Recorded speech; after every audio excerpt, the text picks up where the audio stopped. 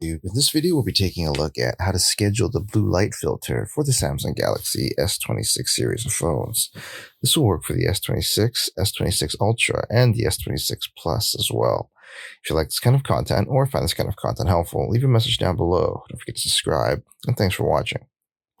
So if you want to schedule the blue light filter for different times of the day on your S26 device, thankfully it's pretty easy to do so. The first thing that you want to do is actually jump into your settings. Once you're in your settings, you want to scroll down and you want to look for display. And then from there, what you want to do is hit display.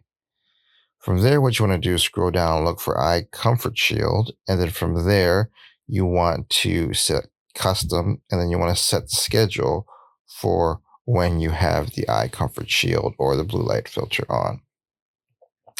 And there you have it, everyone. Just a quick tip on how to schedule the eye comfort shield for the Samsung Galaxy S26 series of phones.